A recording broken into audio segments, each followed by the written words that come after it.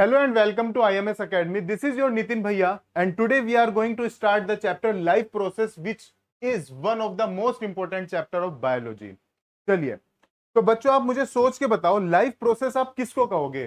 There are so many process in their routine जिसमें आपका digestion, respiration, so many activities and process are there. तो आप किस particular activity या process को लाइफ प्रोसेस बोलते हो? तो बच्चों लाइफ प्रोसेस कहा जाता है कुछ ऐसी प्रोसेस या कुछ ऐसी एक्टिविटीज जो किसी भी ऑर्गेनिज्म के सर्वाइवल के लिए जरूरी है, उसको लाइफ प्रोसेस कहा जाता है. अब सर्वाइवल के लिए कैसे? जैसे कि रेस्पिरेशन. रेस्पिरेशन क्या होता है कि जब आप ऑक्सीजन को अंदर लेते हो तो उस ऑक्सीजन की प्रेजेंस में फूड जो है वो ब्रेक डाउन होता है जिससे एनर्जी बनता है. और हमारी बॉडी को एनर्जी चाहिए होगी बिकॉज डेली रूटीन में हमने बहुत सारी एक्टिविटीज करनी होती है and there are also the other organism जिनको एक्टिविटीज करनी होती है. तो दैट्स वाई एनर्जी रिक्वायरमेंट होगी. तो रेस्पिरेशन को एक लाइफ प्रोसेस कहा गया है. इसके बाद ट्रांसपोर्टेशन, एक्सक्रीशन. एक्सक्रीशन भी हम आगे डिटेल में पढ़ेंगे. एक्सक्रीशन का मतलब होता है कि जो भी वेस्ट मटेरियल आपकी बॉडी में बनता है उसको हम एजेशन कर देते हैं, बॉडी से बाहर निकाल देते हैं, जो भी एक लाइफ प्रोसेस का पार्ट कहलाएगा. Also the digestion. हम खाना खाते हैं, उस फूड को डाइजेस्ट करके हमारी बॉडी को एनर्जी मिलती है.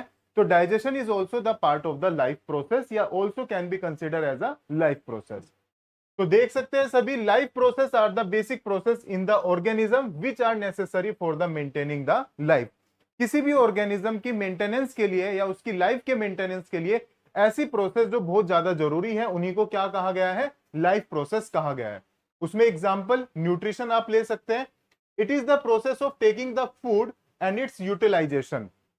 न्यूट्रिशन का मतलब क्या होता है? ये एक ऐसी प्रोसेस है जिसमें कोई भी ऑर्गेनिज्म फूड को इनटेक करेगा और उसका प्रॉपर यूटिलाइजेशन करेगा जिससे एनर्जी बनेगी और उस एनर्जी को वो अपनी बॉडी की ग्रोथ के लिए और रिपेयरिंग के लिए यूज कर सकता है. तो न्यूट्रिशन को भी एक लाइफ प्रोसेस कहा जाएगा. रेस्पिरेशन. रेस्पिरेशन को बहुत से बच्चे गलत तरीके से समझते हैं. रेस्पिरेशन और ब्रीथिंग ये दो डिफरेंट कॉन्सेप्ट है और बच्चों ने समझा है कि समटाइम्स रेस्पिरेशन और ब्रीथिंग एक ही है. नहीं, ब्रीथिंग क्या होता है कि आप केवल इनटेक करते हो ऑक्सीजन को और CO2 को बाहर निकालते हो, दैट इज ब्रीथिंग. लेकिन जो रेस्पिरेशन होता है वो एक केमिकल प्रोसेस है जिसमें हमारी बॉडी के अंदर ऑक्सीजन जाएगा और उस ऑक्सीजन की प्रेजेंस में फूड ब्रेकडाउन होकर एनर्जी बनता है. तो रेस्पिरेशन भी जरूरी है क्योंकि अगर रेस्पिरेशन नहीं हो रहा है तो आपकी बॉडी में एनर्जी नहीं बनेगी, ATP नहीं बनेगा, जिसकी वजह से आप कोई भी एक्टिविटी नहीं कर पाओगे. Transportation. It is the process by which food, oxygen and water are carried from the one part to other part. हमारी बॉडी के अंदर जब हमने ऑक्सीजन लिया तो देयर आर सम कैरियर्स जो ऑक्सीजन को एक पार्ट से दूसरे पार्ट में लेके जा रहे हैं. सेम फूड को भी, एनर्जी को भी. तो जो भी मटेरियल हमारी बॉडी के अंदर है वो एक पार्ट से दूसरे पार्ट पर पहुंच पा रहे हैं just because of the process of transportation. तो ट्रांसपोर्टेशन भी बहुत जरूरी है और ये भी एक लाइफ प्रोसेस है जिससे हमारी बॉडी में जो डिफरेंट मटेरियल्स है या प्रोडक्ट्स है वो अपनी सही जगह पर पहुंच पाते हैं. Excretion. It is the process by which waste products are remove. Excretion का मतलब होता है कि आपकी बॉडी में जो भी वेस्ट मटेरियल बन रहा है वो सारे रिमूव कर दिए जाते हैं. तो that is known as excretion, जो बॉडी के मेंटेनेंस के लिए बहुत ज्यादा जरूरी है. ये डायग्राम हम आगे बहुत डिटेल में पढ़ने वाले हैं. This is digestion, respiration, excretion. This is excretion. तो ये कुछ, और ये आपका ट्रांसपोर्टेशन का पार्ट है जिसमें कुछ आर्टरीज, नर्व्स को दिखाया गया है जो फूड को या एनर्जी को एक पार्ट से दूसरे पार्ट में लेके जाती है. चलिए न्यूट्रिशन को थोड़ा डिटेल में जान लेते हैं. Nutrition is the process of taking the food by the organism. अभी हमने पढ़ा कि न्यूट्रिशन एक प्रोसेस है जिसमें फूड को इनटेक किया जाता है और उसका प्रॉपर यूटिलाइजेशन किया जाता है. Now modes of nutrition. ये क्वेश्चन एग्जाम में आ भी जाता है और कई बार ये आपने पढ़ा भी होगा, ये छोटी क्लासेस में भी था. मोड्स ऑफ न्यूट्रिशन दो तरह का होता है, यानी कि न्यूट्रिशन को लेने के क्या तरीके हैं, कौन कौन से तरीके. First one is the autotrophic. It is the nutrition in which organism prepare their own food. Autotrophs. Auto का मीन्स होता है खुद से, यानी कि ऐसे ऑर्गेनिज्म जो खुद से अपना फूड बनाते हैं, अपने फूड के लिए दूसरों पर डिपेंड नहीं रहते. और वो आपके एग्जाम्पल आपके दिमाग में सभी के आगे होगा, दैट इज प्लांट्स. प्लांट्स क्यों? क्योंकि प्लांट्स एक प्रोसेस करते हैं जिसको कहा जाता है फोटोसिंथेसिस. फोटोसिंथेसिस की वजह से वो सनलाइट और क्लोरोफिल और H2O इन सब का यूज करके फूड बनाते हैं। दैट्स वाई उनको अपने फूड के लिए किसी दूसरे ऑर्गेनिज्म पर डिपेंड नहीं रहना पड़ता, इसलिए प्लांट को कहा जाता है ऑटोट्रोफ्स और इस मोड ऑफ न्यूट्रिशन को कहा जाता है autotrophic mode of nutrition. Heterotrophic nutrition की अगर हम बात करें तो हेट्रो का मतलब होता है दूसरे पर डिपेंड करना, यानी कि जो अपने फूड के लिए दूसरे ऑर्गेनिज्म पर डिपेंड करता है वो खुद से अपना फूड नहीं बना सकता। ऐसे न्यूट्रिशन को या ऐसे मोड ऑफ न्यूट्रिशन को कहा जाता है heterotrophic mode of nutrition. It is the nutrition in which organism get the food directly और indirectly from the plants. Indirectly और डायरेक्टली का क्या मतलब है, यानी कि जो वेजिटेरियन होंगे वो डायरेक्ट प्लांट्स को ईट करेंगे, लेकिन जो नॉन वेजिटेरियन होंगे अगर वो किसी नॉन वेज फूड को खा रहे हैं तो वो पर्टिकुलर ऑर्गेनिज्म जिसको वो खा रहे हैं वो भी कभी ना कभी प्लांट्स को खाए होगा। तो दैट्स वाई अगर कोई वेजिटेरियन है या नॉन वेजिटेरियन है डायरेक्टली और इनडायरेक्टली वो प्लांट्स को इंटेक तो कर ही रहा है। तो इसीलिए ऐसे मोड ऑफ न्यूट्रिशन को कहा जाता है heterotrophic mode of nutrition. Example, all animals, fungi and the some bacteria are the example. अब इसमें कुछ सब कैटेगरीज बनती है हेट्रोट्रोफिक मोड ऑफ न्यूट्रिशन की। हेट्रोट्रोफिक के भी कुछ सब कैटेगरीज है। सबसे पहले इसकी कैटेगरी की बात कर लेते हैं। तीन कैटेगरी मेनली आपको यहां पे पढ़ने को मिलेगी, that is saprophytic, parasitic and the holozoic. It is the nutrition in which organism gate their food from the dead and the decaying organism. बच्चों आपको याद रखना है सैप्रोफाइट्स बहुत बारी एग्जाम में पूछा गया है। सैप्रोफाइट एक ऐसा न्यूट्रिशन है जिसमें ऑर्गेनिज्म अपने फूड के लिए डेड एंड डिकेइंग ऑर्गेनिज्म पर डिपेंड करेगा। डेड एंड डिकेइंग पे कैसे, जैसे आपने देखा होगा अगर हमने किसी भी पर्टिकुलर ऑर्गेनिज्म या किसी भी बॉडी को हमने जमीन के नीचे दबा दिया, या जो प्लांट्स है उसका जो वेस्ट मटेरियल होता है अगर वो जमीन पे गिरता है और वो कुछ दिनों बाद आप देखते हो तो वो वहां पे आपको नहीं देखने को मिलता। क्यों? क्योंकि वो डिकम्पोज हो जाता है कुछ बैक्टीरियाज के थ्रू या कुछ माइक्रो ऑर्गेनिजम्स के थ्रू। तो क्या करते हैं वो कि डेड एंड डिकेइंग करके उनको बिल्कुल सड़ा गला के उनसे अपना न्यूट्रिशन लेते हैं और एक तरीके से एनवायरमेंट को भी क्लीन कर देते हैं ये डिकम्पोजर्स। तो ऐसा मोड ऑफ न्यूट्रिशन हेट्रोटाइप्स का जो सब टाइप्स है उसको कहा जाता है सैप्रोफाइटिक न्यूट्रिशन, जो डेड एंड डिकेइंग मटेरियल पर डिपेंड करेगा। एग्जांपल के लिए मशरूम और द ब्रेड माउल्ड और सम बैक्टीरिया। सेकंड आ जाता है parasitic, in which organism gate their food without killing them, जिसमें कोई भी ऑर्गेनिज्म अपना न्यूट्रिशन ले रहा है दूसरे ऑर्गेनिज्म से लेकिन उसको किल किए बिना, उसको वो मारता नहीं है, उसको मारे बिना वो उससे न्यूट्रिशन लेता है। और इसमें एक बहुत इंपॉर्टेंट बात आपको याद रखनी है, दैट इज होस्ट। होस्ट उस बॉडी को कहा जाता है जिस बॉडी से न्यूट्रिशन लिया जा रहा है। तो इसका एक नॉर्मल एग्जांपल आप देख सकते हो, जैसे कई बार आपके हेड में लाइस वगैरह या कुछ जू वगैरह पड़ जाती है तो उससे क्या होता है कि आपकी हेड से वो माइक्रो ऑर्गेनिज्म न्यूट्रिशन ले रहा है लेकिन आपकी बॉडी उस टाइम पे होस्ट कहलाएगी और आपको किल किए बिना वो न्यूट्रिशन ले पा रहा है, तो उसी को कहा जाएगा पैरासिटिक न्यूट्रिशन, जिसके कुछ एग्जांपल आप याद रख सकते हैं, Cuscuta, lice, leeches etcetera. Holozoic nutrition, holozoic most important है। कुछ ऑर्गेनिज्म जैसे कि amoeba, also the human beings, हम एक हायरार्की फॉलो करते हैं, हम कुछ स्टेप से होके निकलते हैं जिसमें intake, ingestion, digestion, assimilation, absorption और एक्सक्रीशन, ये कुछ 5 स्टेप्स हम फॉलो करते हैं।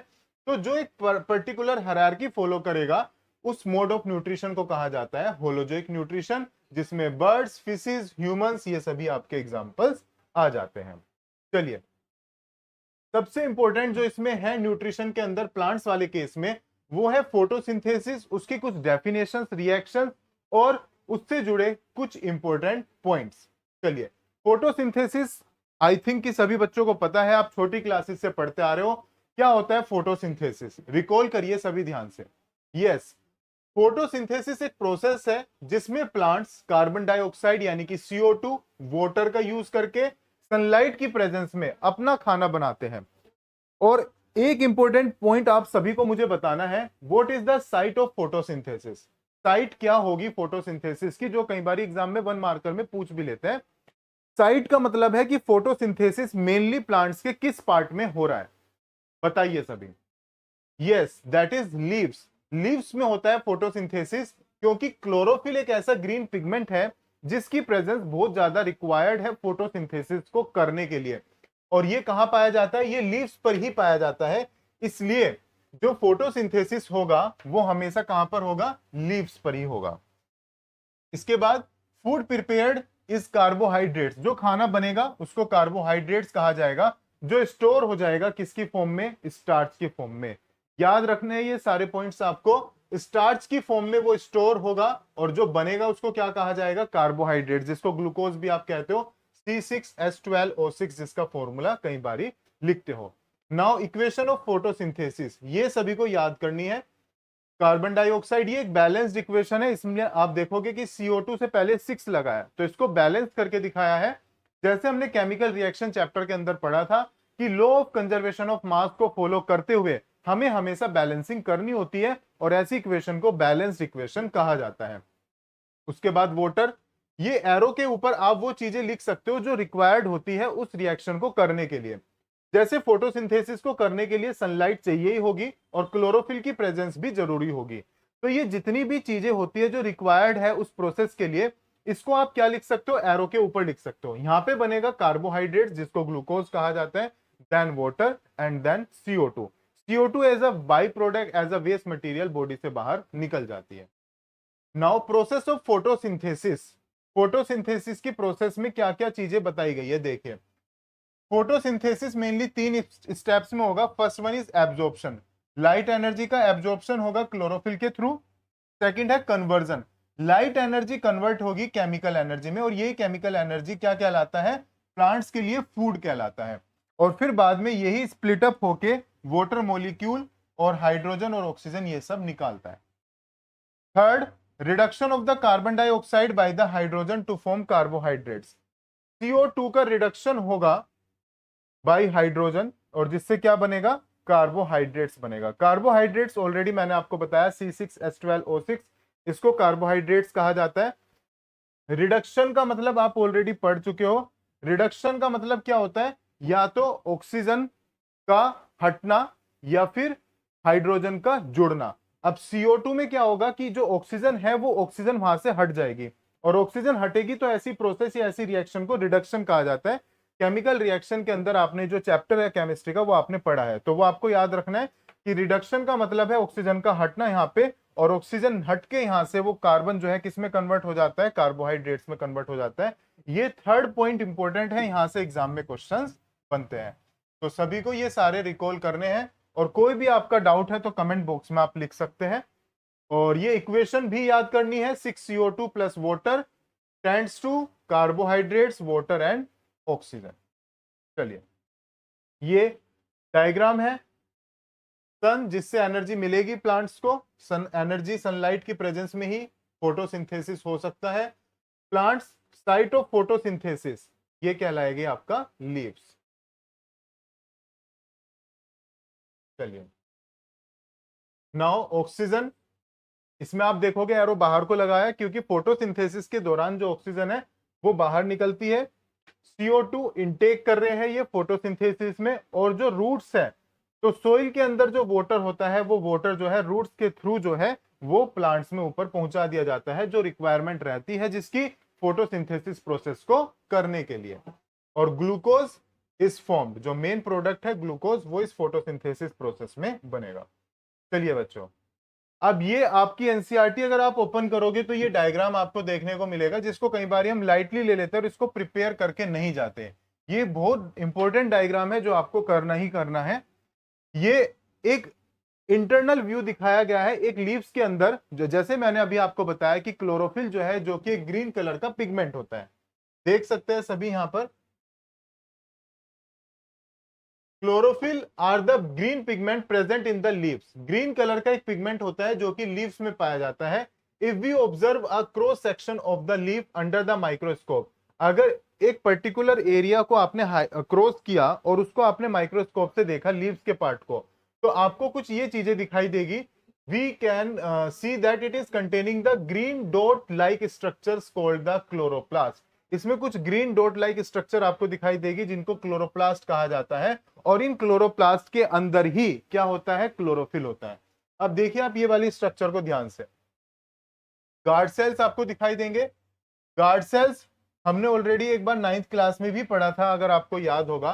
गार्ड सेल्स क्या होते हैं, गार्ड सेल्स कंट्रोल करते हैं स्टोमेटा को। और स्टोमेटा क्या होता है? स्टोमेटा कुछ टाइनी पोर्स होते हैं जो कि बने होते हैं लीव्स पर, और ये गैस के एक्सचेंज में हेल्प करता है। यानी कि छोटे छोटे छेद पाए जाते हैं लीव्स के सरफेस पर। जब भी ऑक्सीजन इंटेक करना है या बाहर निकालनी है, या CO2 को इंटेक करना है या बाहर निकालना है प्लांट्स को, तो ये जो छोटे छोटे पोर्स है ये ओपन होते हैं और आसानी से जो है एक्सचेंज ऑफ गैसेस हो पाता है। These are known as stomata. लेकिन इन स्टोमेटा की जो क्लोजिंग है या इनकी जो ओपनिंग है वो एक स्पेसिफिक सेल से कंट्रोल की जाती है, जिनको क्या कहा जाता है? गार्ड सेल्स कहा जाता है। तो गार्ड सेल्स आपको इसमें देखने को मिलेगा। एपिडर्मिस, एपिडर्मिस आपने पढ़ा था 9th क्लास में, अगर आपको याद नहीं है। एपिडर्मिस एक लेयर बनी होती है, एक तरह का टिश्यू होता है जो कि लीव्स पर पाया जाता है, उसे एपिडर्मिस कहा जाता है। और ये एक वैक्सी सब्सटेंस पाया जाता है एपिडर्मिस के ऊपर, जिसको क्यूटिकल कहा जाता है। ये वैक्सी सब्सटेंस जो होता है, इसी की वजह से आपने देखा होगा लीव्स का जो सरफेस है वो जब आप टच करोगे तो थोड़ा सा आपको चिकना लगेगा, जिसकी वजह से वो वाटर वगैरह उस पे जो आप देखोगे, अगर वाटर पड़ा है तो वो पूरा उससे ऑब्जर्व नहीं होता, वो लीव्स गलती नहीं है just because of this waxy layer. इसके बाद दिस इज अपर एपिडर्मिस। यहाँ पे ये एयर स्पेस पाया जाता है, स्टोमेटा दिखा रखा है यहाँ पे। और ये कुछ छोटे छोटे जो आपको ग्रीन डॉट दिखा रखे हैं, these are known as the chloroplast. इसका एक और दूसरा व्यू आप देख सकते हो, this is cell membrane. Cell membrane आपको ऑलरेडी याद होगा, 9th क्लास में आपने पढ़ा था कि एक आउटर कवरिंग होती है हर एक सेल की, जिसे सेल मेम्ब्रेन कहा जाता है। और ये मेम्ब्रेन समटाइम फ्लेक्सिबल होती है, जो अलाउ करती है कि सेल के अंदर क्या मटेरियल जाएगा और क्या नहीं जाएगा। जो उसके लिए फायदेमंद होता है जनरली वही मटेरियल अलाउ होता है।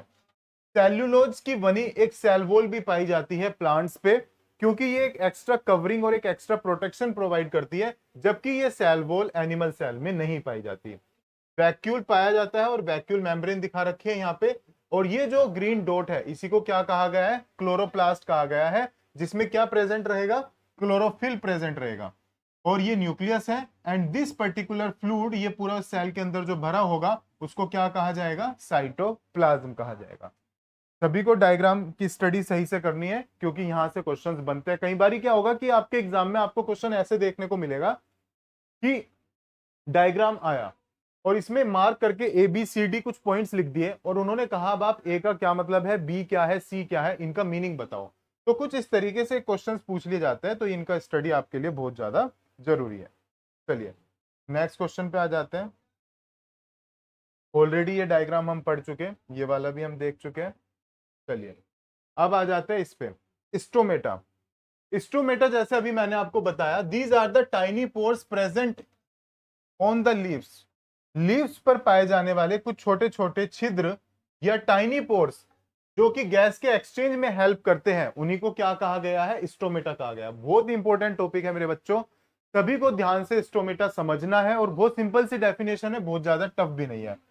और इसकी जो क्लोजिंग एंड ओपनिंग है वो गार्ड सेल्स के थ्रू ही कंट्रोल की जाती है। इसका आप डायग्राम देख सकते हो, दिस इज स्टोमेटा। ये जो ओपन सरफेस होता है या जो आपको ये पोर दिखाई दे रहा है, this is known as the stomata. और ये जो आपको बीन शेप्ड जैसी स्ट्रक्चर दिखाई दे रही है, ये कहलाती है गार्ड सेल्स। ये गार्ड सेल्स ही क्या कंट्रोल करती है? जो स्टोमेटा को कब ओपन होना है, कब इसको क्लोज होना है, ये सब कुछ कंट्रोल किया जाता है गार्ड सेल्स के थ्रू। यहाँ पे तो मेनली आपको दो चीजें, आपको एग्जाम में अगर डायग्राम आए बनाना कि ओपन स्टोमेटा का डायग्राम बनाओ, तब आपको बनाना है ये वाला। इसमें आप ध्यान से देखेंगे, ओपन स्टोमेटा है, ये गार्ड सेल्स है। अगर क्लोज स्टोमेटा का डायग्राम आता है तो तब आपको ये वाला बनाना है, जिसमें स्टोमेटा बंद है और इसको गार्ड सेल्स ने बंद कर दिया। तो एक बारी मेरे को भी याद है, अभी हाल फिलहाल में एक स्कूल के पेपर में ये क्वेश्चन डाला गया है, close stomata and open stomata. तो दोनों डायग्राम आप सही से देख लो, बहुत ज्यादा टफ नहीं है, आसानी से आप एक दो बार इनको प्रैक्टिस करोगे देख के, फिर इनको आप बना सकते हो। ये प्रॉपर बनाना आता है, इसमें कभी भी ऐसे नहीं आएगा कि लेबलिंग आ रही है ABC, इसमें मोस्टली बनाना ही आया है कि आपको पूरा बना के दिखाना होता है। चलिए नेक्स्ट पर आ जाते हैं। नाउ ये एक एक्टिविटी है to show that chlorophyll necessary for the photosynthesis. सभी के एनसीईआरटी बुक में ये मिल जाएगी और पेपर में भी बहुत बारी आई है कि आपको एक एक्टिविटी दिखानी है कि हाँ क्लोरोफिल बहुत ज्यादा जरूरी है फोटोसिंथेसिस के लिए, बिना फोटोसिंथेसिस, बिना क्लोरोफिल के फोटोसिंथेसिस नहीं हो सकता। चलिए इसको करते हैं। Take a potted plant having the variegated leaf croton plants. Variegated leaves किसको कहा जाता है? जिसमें कुछ स्पेसिफिक एरिया को आप हाईलाइट कर देते हो। Keep it in a dark room. अब उसको डार्क रूम में रखोगे, क्योंकि डार्क रूम में रखने के बाद फोटोसिंथेसिस तो हुआ नहीं होगा। अब उसने जो भी फूड बनाया होगा, जो स्टार्च की फॉर्म में प्रेजेंट होगा, वो यूज हो चुका होगा। Then keep it in the sunlight for the 6 hours. अब उसको 6 आवर्स के लिए वापस से सनलाइट में रखो। Then take a leaf from the plant and mark the green areas of the leaf on the sheet of the paper. उसमें जो ग्रीन एरिया है उसको मार्क करो।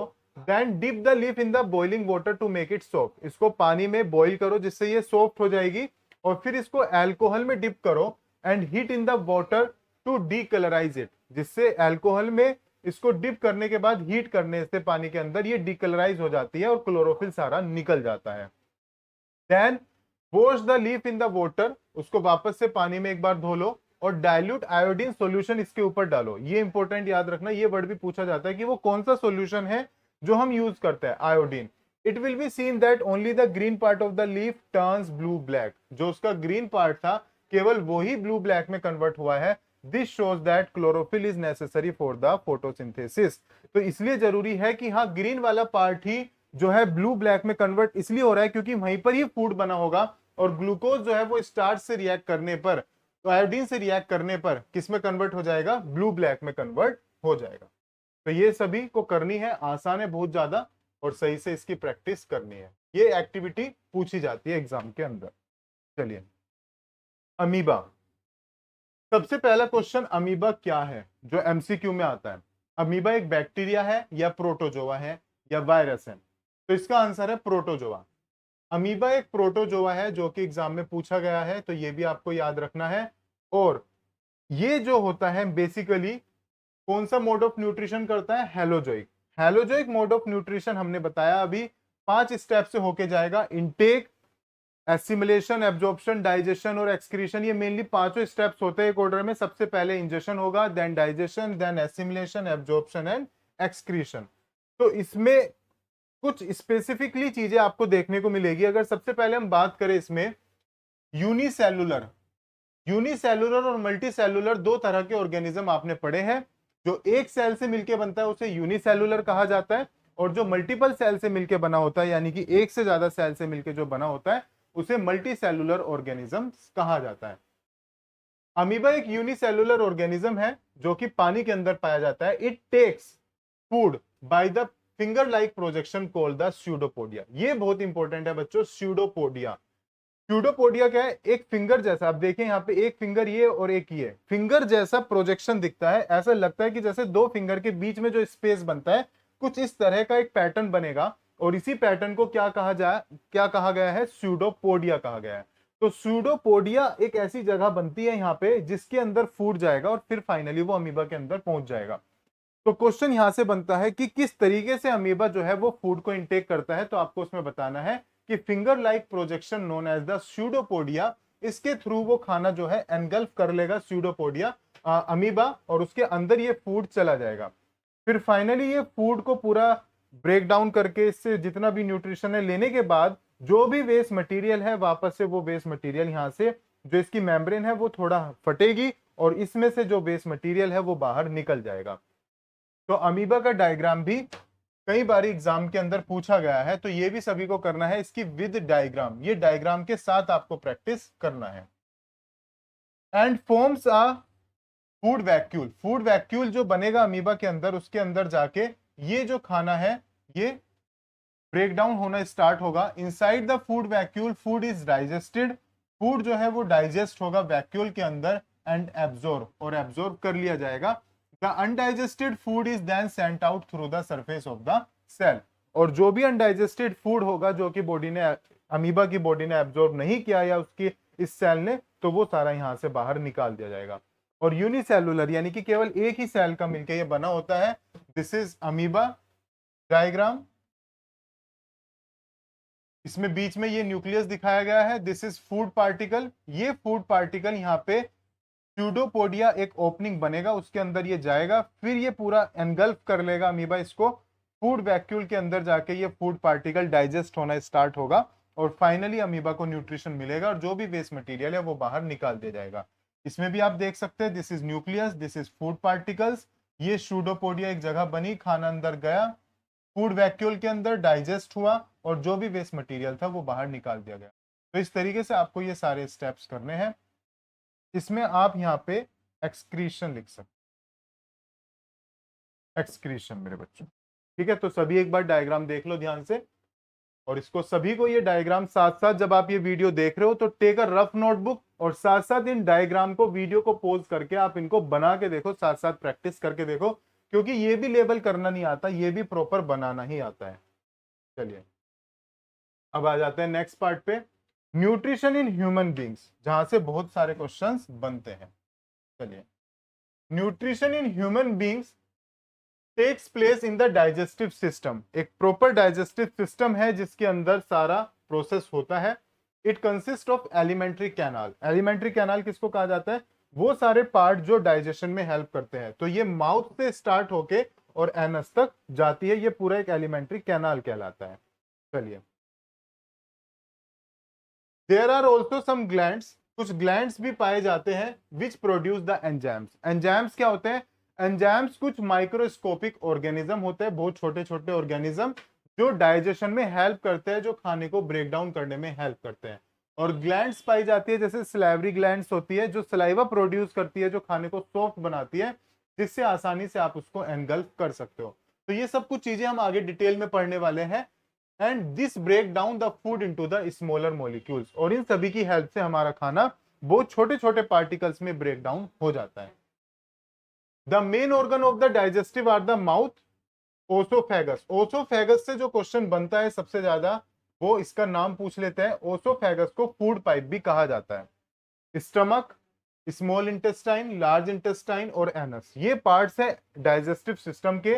और ग्लैंड्स कौन सी है मेन?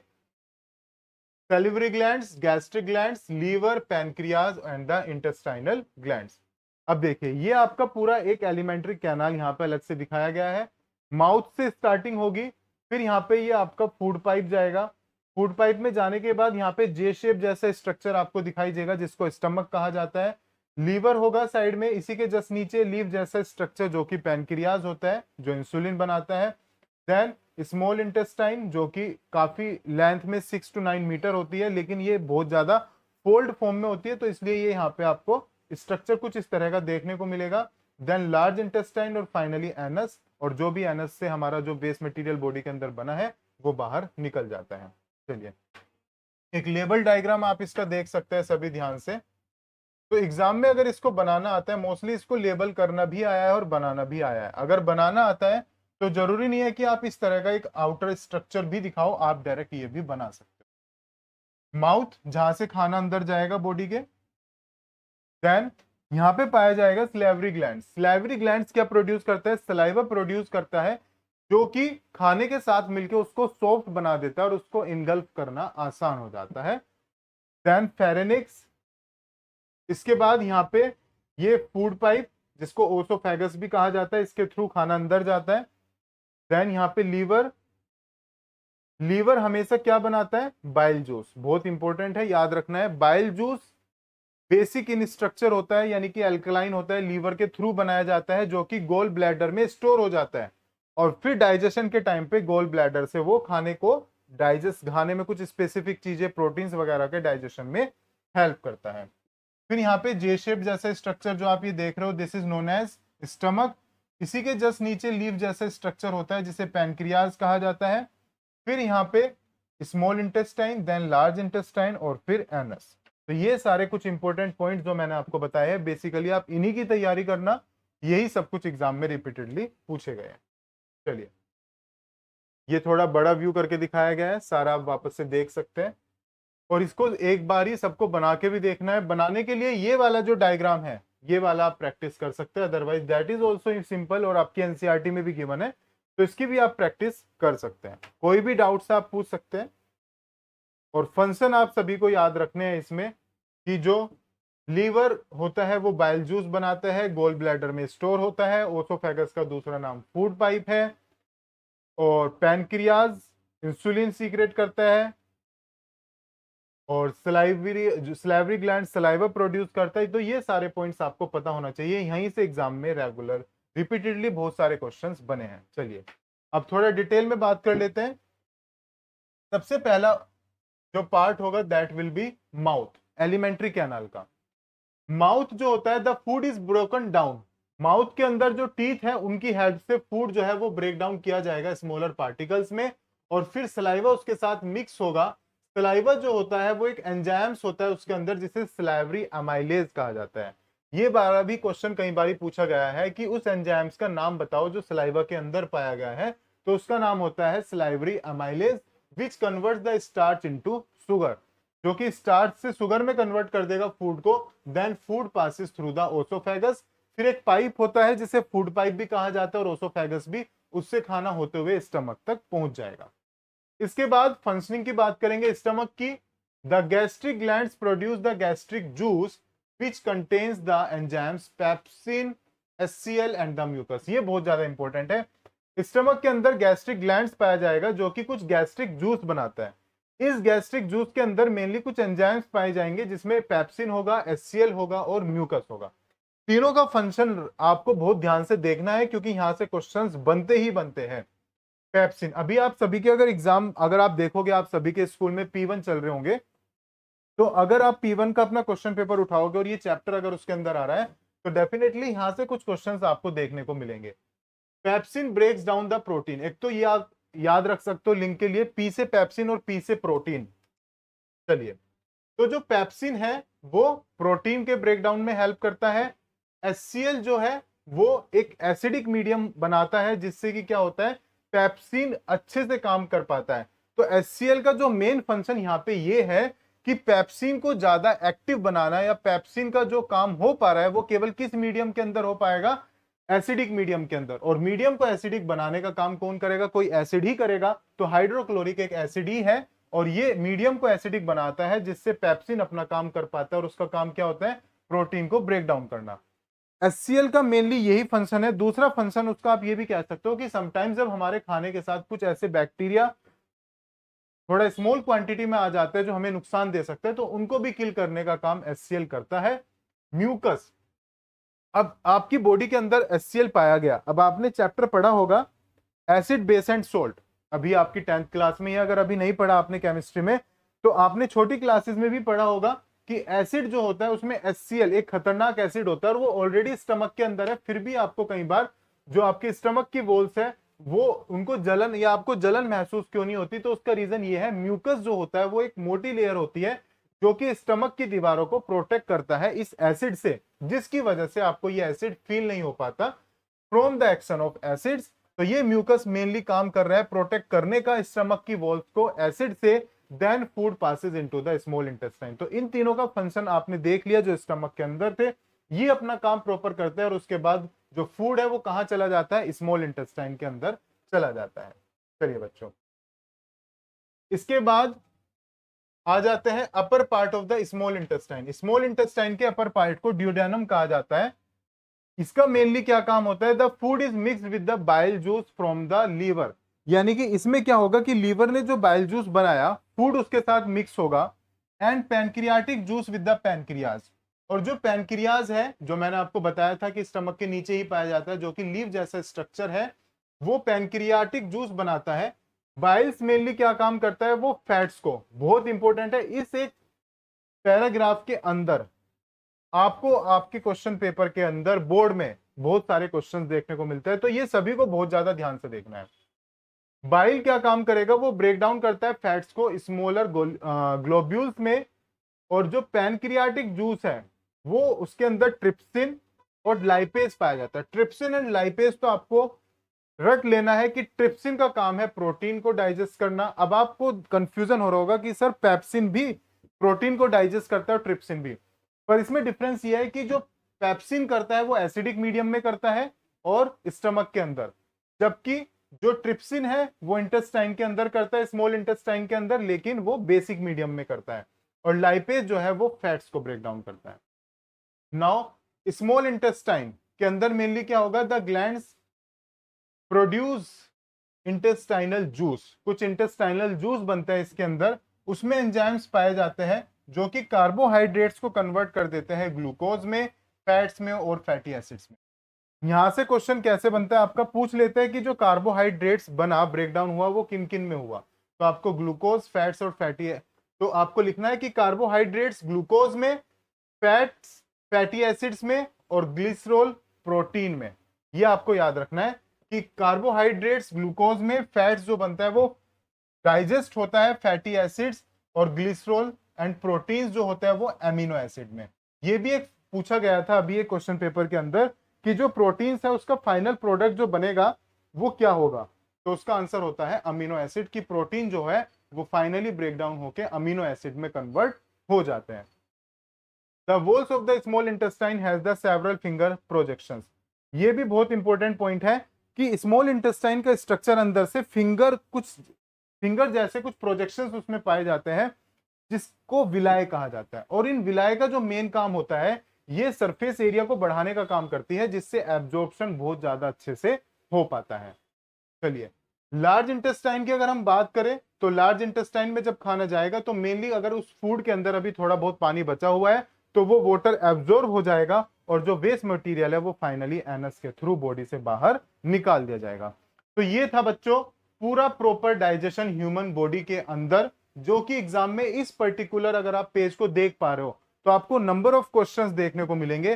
तो इस पर्टिकुलर पेज को सभी को बहुत अच्छे से करना है। साथ साथ जितने भी डायग्राम आपको बताए गए हैं वो सारे प्रैक्टिस करके देखने हैं, और जो भी आपके डाउट्स है वो सारे आप चैट बॉक्स में लिख सकते हैं, और जो भी आपके डाउट्स है वो सारे रिजॉल्व किए जाएंगे। Thank you everyone.